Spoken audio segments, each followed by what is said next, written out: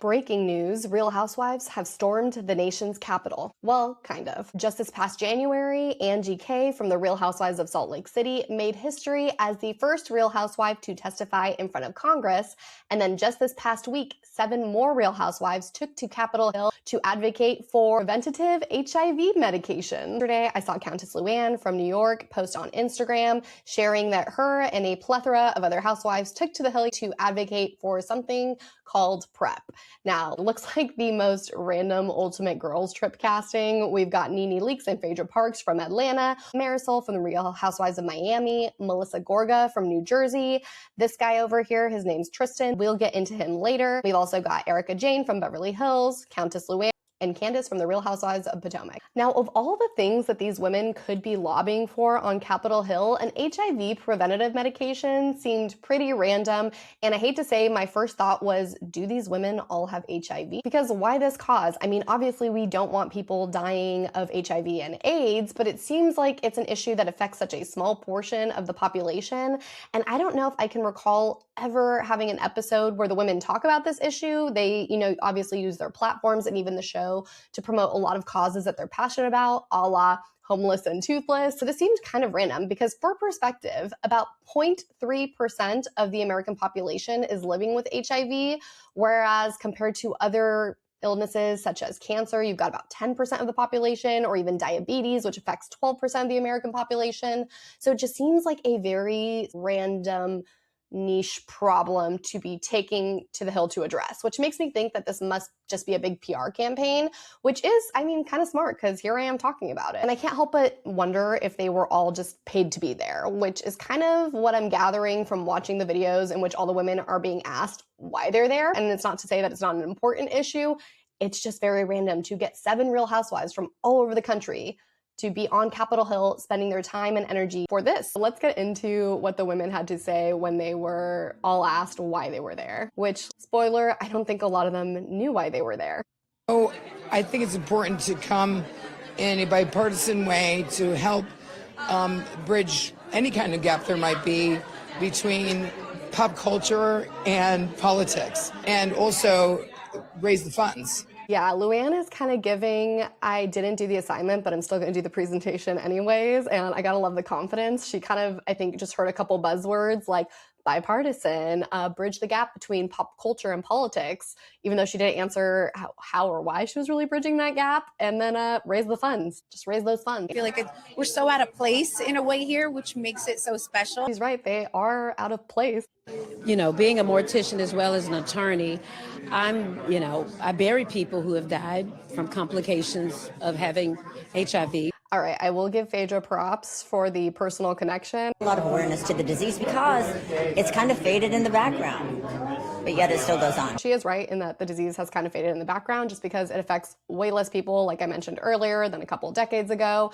But I will say Erica Jane, of all the women that was there, makes the most sense because she is also a pop star with a predominantly gay following. So that is essentially the target audience for this medication. So I will give it to Erica, and I felt like she did best in terms of handling press. She seemed the most confident, who seemed to know the most about the product and why she was there. Whereas, I'll be honest, I don't think any of the other housewives really understood. Interestingly enough, Bravo is extremely liberal, and as we know, Andy Cohen himself is very anti-Trump. He spends almost every waking moment rage baiting on social media about how much he hates Trump.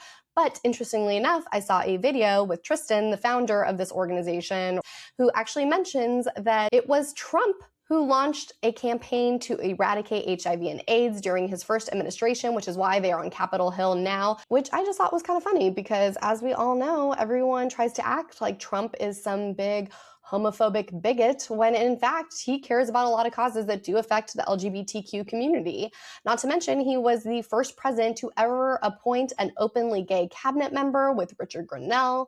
So yeah, just want to point this out for all the Trump haters on Bravo. It looks like these housewives were probably paid to be there, but if they weren't, I have to imagine this was for attention, especially coming off the heels of just 2 months ago when Angie K, our Greek queen from the Real Housewives of Salt Lake City, was actually the first housewife to testify in front of Congress on behalf of franchises.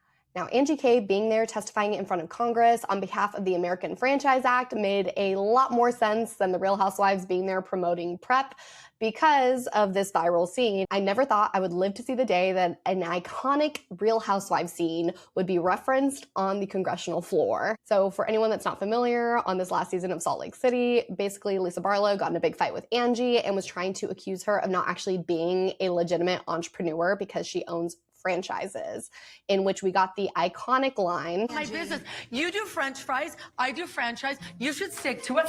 French fries? Everybody loved it. She said, "You do French fries, I do franchise."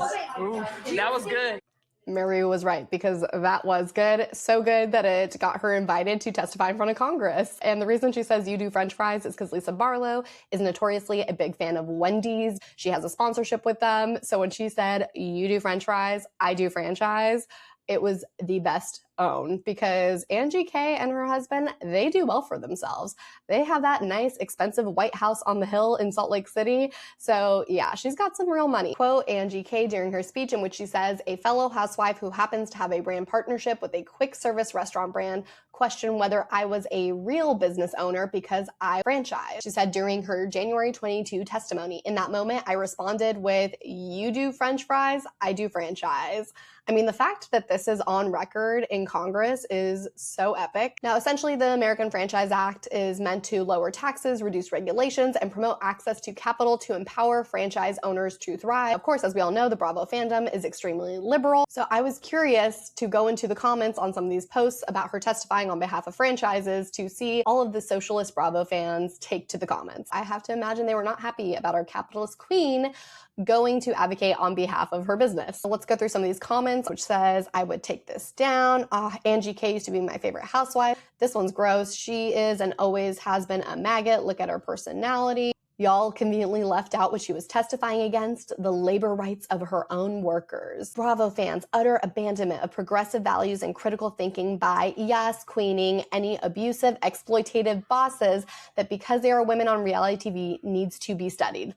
No, what actually needs to be studied is all of the socialist Bravo housewife fans that love the franchises, which would not exist if it weren't for capitalism. I'm sorry, but no one wants to see a bunch of brokey Real Housewives. We want to see people who have got the money, and spoiler, it's because of capitalism that they do. We can let the socialist fans cry about this all day long, but I have to say, as an avid reality TV fan, especially a Real Housewives fan, seeing politics and Real Housewives crossover is always super exciting to me. Thanks for watching this video. Please remember to like and subscribe to my channel, and I'll be back with more reality TV and political news.